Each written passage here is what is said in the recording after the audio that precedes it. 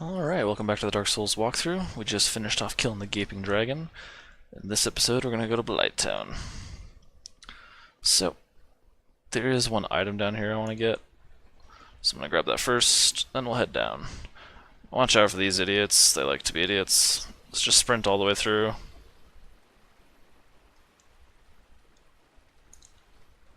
Come on. Kill this guy.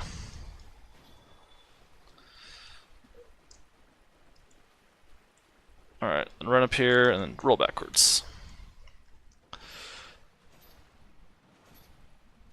It's just one of those stupid blob things that'll fall from the ceiling. Get the soul.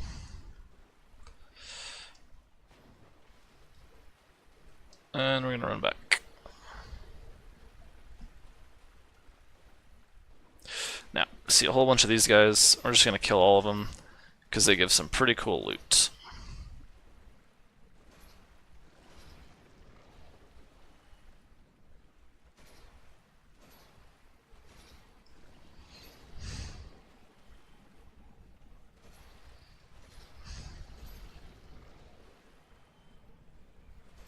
They take kind of a while to kill, but it's well worth it in the end.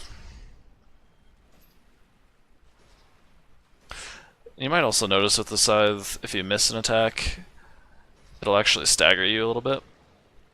So like if you go like this, it takes way longer to reload, but if you connect, it goes a lot faster. That's just something that all halberds do, I believe, so always make sure that you're landing your hits. Jump down here. We're going to go into one of the worst areas in the game, Blighttown. It's kind of a giant pain in the ass. Just going to run past most of those guys. And here we go. There's a lot of cool stuff here. You'll notice immediately the saturation changes. This place can be kind of dark, like visually. Hard to see stuff. We will eventually get like a lantern helmet thing that just has a light on top of your head all the time. These guys will poison you pretty quick. You can backstab them. Generally they're not too bad. They will fall off a lot. You can parry them as well. I usually think it's easier to backstab, personally, but totally up to you.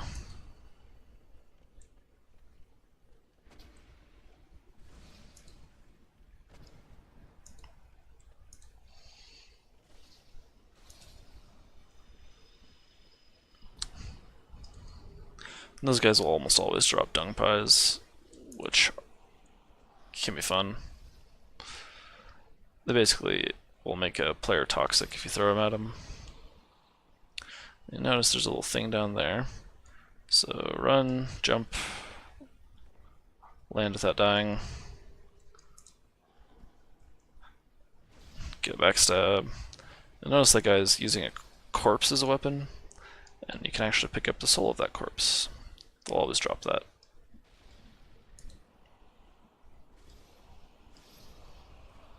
And that's why Blighttown is terrible. Toxic darts. So, this is where we use Blooming Purple Moss Clump. I am going to use it here. So regular purple moss clumps will remove poison buildup, and while we're at it, we're actually going to change to the spider shield. So this thing will actually block. Wow, really? That's retarded. These guys are actually considered mini bosses, so they won't respawn. Alright, we need to get to the bonfire like right now. So if this happens to you, don't worry too much. What you're going to do is go this way, jump, oh no, and die, apparently. That could not have gone worse. But we did kill the little toxic guy, and he will not. Those guys don't respawn. There's just a few of them that we have to deal with, so.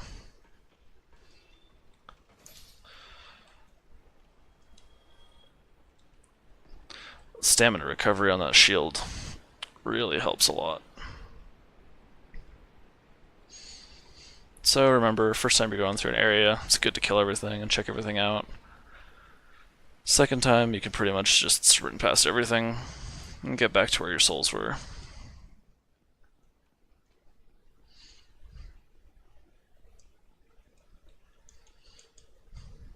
It's a big part of Dark Souls, it's just running past things that you don't care about too much.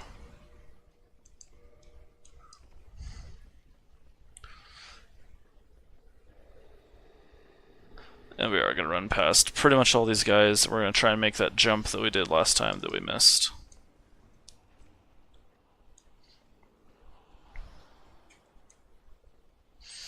So grab your souls on the way. Try this once more. And voila. The Ayato. That's a really cool dex weapon. Not going to be using it on this walkthrough, but you will find nice little bonfire right here. Now, this one is definitely worth kindling. Let's equip some humanities. You'll need 2 of them, remember, if you're hollow. Reverse that hollowing.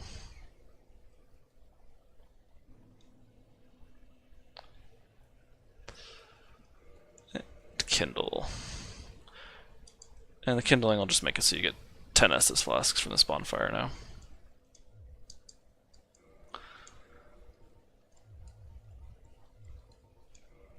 We don't have any more of the blooming purple moss, unfortunately, but we do have the shield, so this should help quite a bit. There are a few things back there you can go get, but they're really not worthwhile, in my opinion. These little doggies don't look too scary. They're very aggressive, they attack super fast, and as you can see, they spit fire. So you'll see there's another guy over there, but if it hits the shield, there's actually no poison buildup on it, and you can't get poisoned while you have the shield up.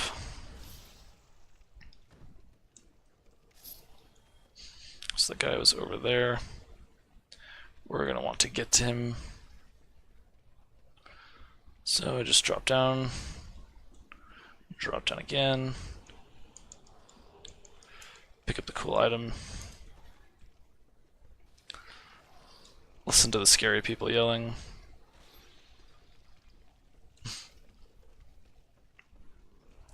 And you're going to roll through right here. Then you can jump down, and there you are. Always keep your ears open. And if you walk up to that thing, it'll kill you pretty quick.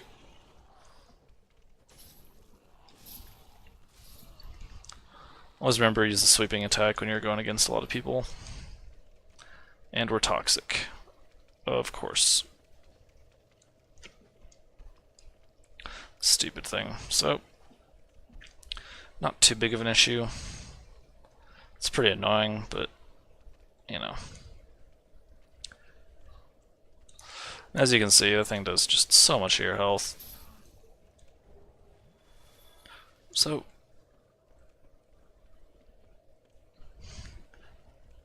it's probably worth just going back to the bonfire, honestly. Because those guys won't respawn. We do have 10 Estus though, so we'll just try and push through it for now. That attack will grab you through a shield, and they'll bite you in the face. Not a fun time. Be careful about that.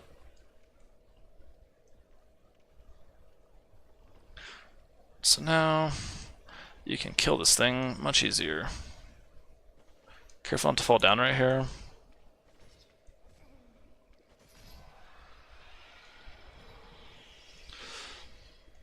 You'll notice I'm getting hit by darts right there too. Yeah, there's another guy that shoots poison darts. Power Within. Awesome pyromancy. So, we do want to kill that guy.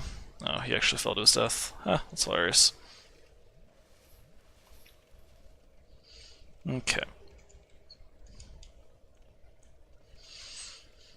So at this point we could continue, or we could go back to the bonfire, cure our toxin. But I'm not exactly sure how to get back up there right now. So we're just going to power through and use all our Estus. When you're toxic, it sucks, but just use that pretty often and you'll be alright.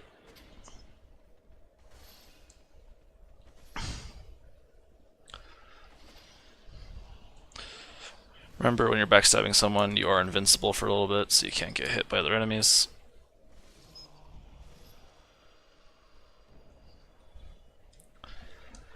Man, we're gonna burn through basically all of the Estus doing this, but that's alright. What else are you gonna use it on besides healing yourself? Now you can go through this fog wall, or if you're very careful, you can drop right down there. A little bit of a shortcut. Alright, let's last the Estus. Oh, we have one left. You can get the whip right there. Whip is meh. It's alright. Not great. Now you're going to want to go over here and very carefully fall. And voila. You've now made it most of the way down. Try and kill those bugs pretty quick. They will do like this weird chaos fire whip thing that hurts a lot. There are a few more items up there that I'm going to skip just because it's the worst place in the world with all the ladders and stuff. It's kind of hard to find stuff. Ooh, yeah, that's that chaos fire whip thing I was talking about. See another toxic guy over here. Try not to get hit by him. And the Wanderer set. Now you look down there, that's where we're going to be heading. Kind of like a big swamp area. So we're going to climb down. Be careful here, you can fall off the edge and just kind of like keep going down forever. It really sucks. These little bug things are annoying. I didn't see it. I thought I saw some of the little ones. There's some little tiny ones that'll give you a lot of trouble if you're not careful. Alright. Do a quick little plunging attack there. Slappity slap. Now you're going to want to equip your Rusted Iron Ring. This is going to make it so you can actually move through this stupid swamp without getting messed up. And you will get poisoned pretty much right away. Don't worry about it too much. And if you just stick to this right wall over here. Apparently a lot of people miss this bonfire, I've heard. But not you, because you're going to be good and not miss this bonfire. So go ahead and rest there, get rid of your poison, get some Estus back. And there's a cool item over here. It's a scale, Titanite scale, I believe. It's needed for upgrading a couple of the boss weapons, like the Drake Sword. Those items are quite difficult to find. It's weird because it looks like this huge room with a trap or something in it. It's just a scale. So you're going to want to make sure that you're human for this next part because there's another invasion up here. Switch to the Grass Crest Shield because we're not going to need the other one for a little bit. And you're going to get poisoned. Just kind of accept it. Poison doesn't actually do that much damage in Dark Souls 1, so you're going to walk right over here, kill the bug, and get invaded. Man-Eater Mildred. And you're just gonna kind of beat the crap out of this lady. She does have a butcher knife. Can give you a bit of pain. but usually not too much of a problem. The important thing there is if you kill her, she'll actually help you with the boss fight coming up. So the boss fight is down there, it's a little thing. You gotta kill a couple of the ogres that throw boulders at you. But if you go the other direction, if you go up there, there's a weird elevator thing that'll take you back up to Firelink Shrine eventually. And there's a lot of cool items over here. Those are the mini bugs. With most weapons, you're gonna have a lot of trouble hitting them, but the Great Scythe, if you just use the regular right-handed attack, it'll just cut straight down and hit them usually. Now we're gonna run into a whole bunch of slugs. Pyromancy missed, and the Pyromancy set is right there. And I believe you can find a Pyromancy flame there as well.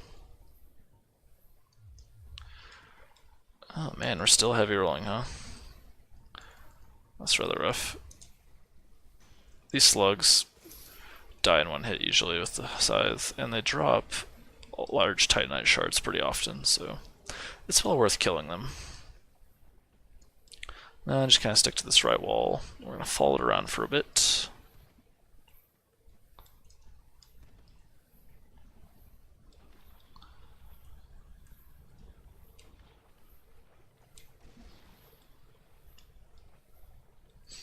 And see some more slugs over there to the left. And one right here. They're kind of hard to predict what they're doing, but they die easy enough, they shouldn't give you too much of a problem.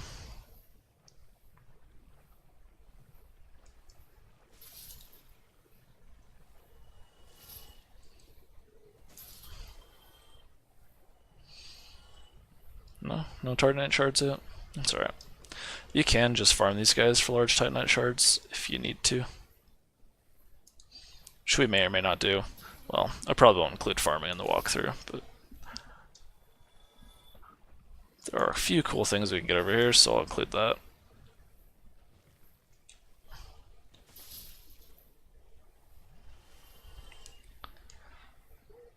Okay.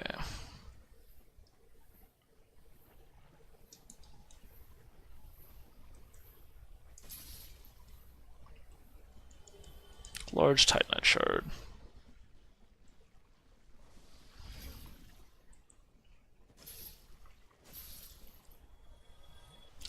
Notice our poison wore off as well. It'll come back pretty quick. The whole swamp is poisoned, so if you touch basically anything, you'll get poisoned. Kind of just something you gotta live with here.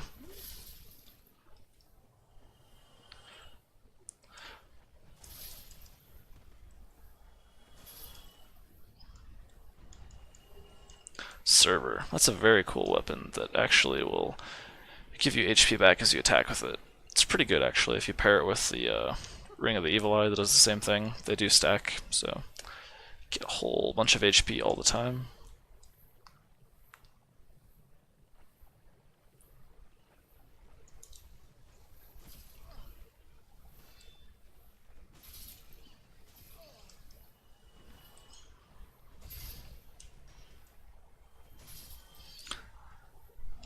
I swear, every once in a while the game engine's just like, hey, these enemies are going to be super aggressive. Might as well use that a little bit.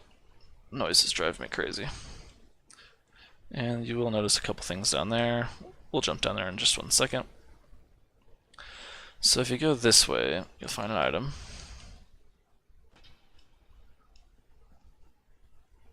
And an invisible wall if you hit it with your sword. And a chest. Twin Humanities. And another invisible wall. If you keep going that way, there's a pretty cool ring you can get. And it's a whole area of the game. But it's kind of difficult for us right now. So we're not going to go down there just yet.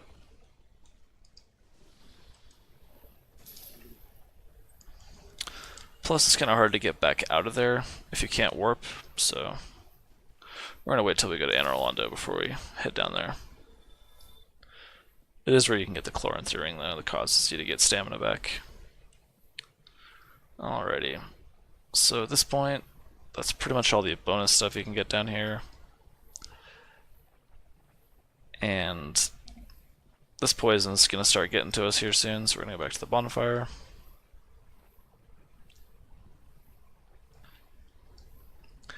And we are going to kindle this one as well. Might as well, we got the humanity from defeating the invader. And we're still human, so we'll kindle this.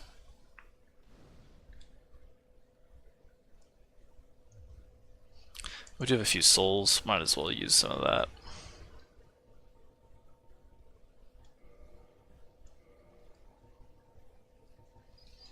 Wow, we have a lot of souls.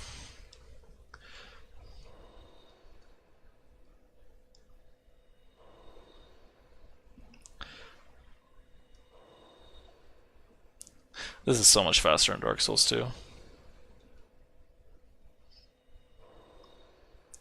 It's okay though. It'll be well worth it.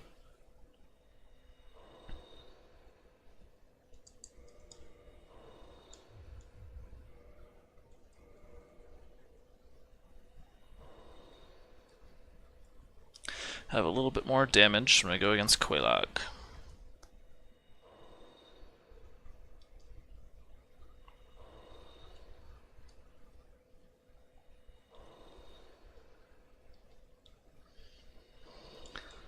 So you might remember before I said that the things you need to do are ring a couple bells. So we're going to get dexterity to 35 for now. We'll go to 40, 40 eventually. Excuse me. But for now, we're just going to stay at 35. So, best way to do this part is to run past the scary ogre guys that throw things at you.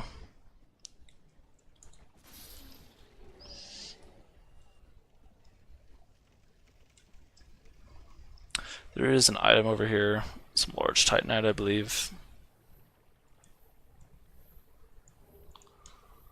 which is always good to have. So run over here and kill the bug. I think there's something over here. Maybe. Nope, nothing. So if you stay like way over here, you can just completely skip those three guys, which I would definitely recommend. They're really annoying. They'll throw the huge boulder at you, they'll like put it on the ground and chase after you like a dung beetle. Pretty stupid, if you ask me. So we're actually out of the poison at this point.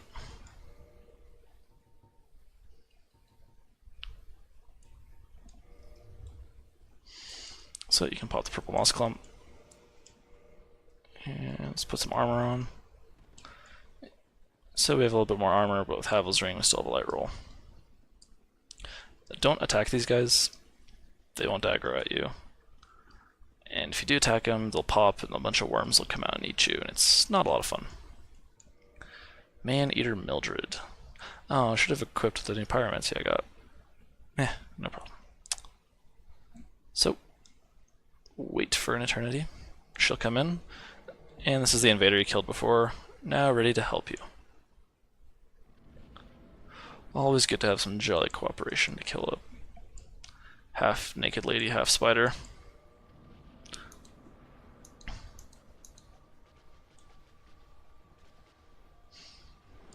This boss can be kind of difficult.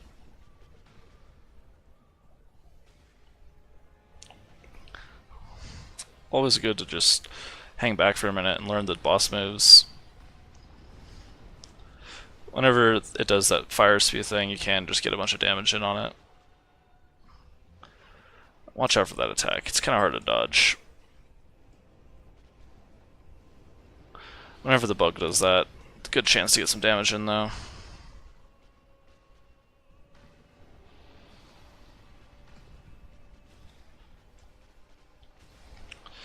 And the Great Scythe makes pretty short work of Chaos Switch. Quelagg. Now, I did kill that boss pretty quick, and that's about the best way you want to attack that boss, is just go very quickly at it, very aggressive, just take it down as fast as you can. That's a playstyle that doesn't work with most things, but it will work with the Great Scythe, because it does just so much damage all at once. And that's the second Bell of Awakening.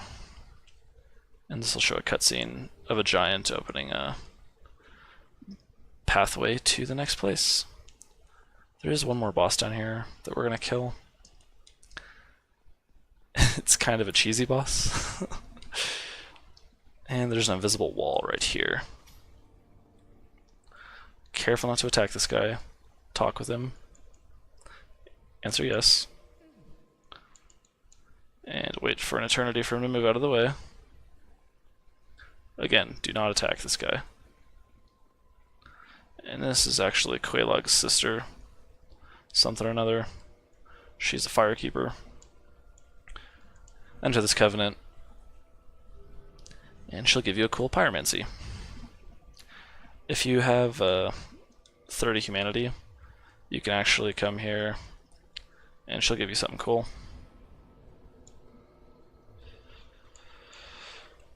Let's put Power Within on and level up some endurance.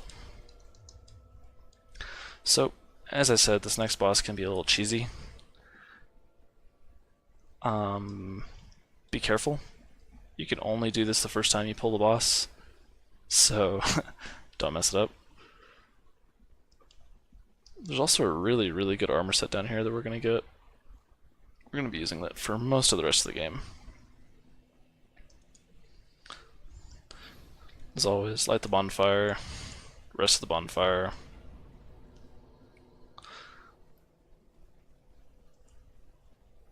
And we're gonna go kill the Ceaseless Discharge, which I guess is making like all this lava everywhere. So once you kill it, it opens up a path to a new place.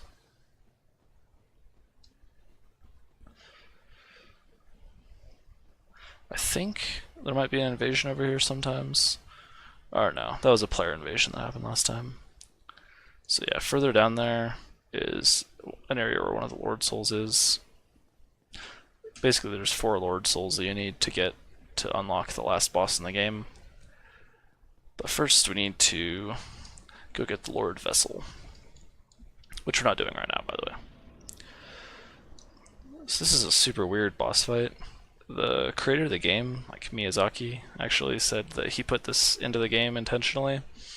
You can just completely cheese this boss and make it fall off the edge, and then hit it, and it just dies in like one hit. Which is kind of weird, but I don't know. This is a cheese through, so anything that can help you beat Dark Souls we're going to use. And this certainly qualifies. So that's the boss. 2 ways to aggro him. 1, you can hit him, obviously. 2, you can come over here and grab the cool armor set that we're going to use for most of the game. And apparently this is like his sister or something, so when you grab it he gets angry, and he'll explode. After he explodes, start running, just completely ignore him.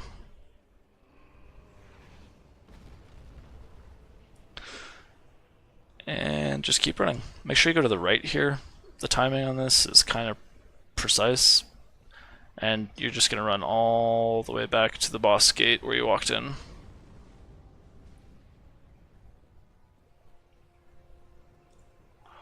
All the way back. And every once in a while this just won't work for whatever reason, but let's say like 90% of the time you sprint all the way back here and the boss will just kill himself jumping at you. Make sure you're touching the fog gate with your scythe. And the boss will come up there. And he will get stuck for a second. Then he'll jump and barely be holding onto this cliff. Now poke him with your fun stick 5 times. And he just falls off the cliff and dies. Like I said, kind of a cheesy boss fight, but hey. And then all the lava goes away. If the creators are going to put that in the game, then we're going to use it. So get your 20,000 souls for pretty much free. And yeah, we're going to be ending the episode right about here. And we're going to go get a couple items. Actually, we're not going to go down there. you can see there's like 7 Taurus demons down there. So with that, I will see you next time. Goodbye.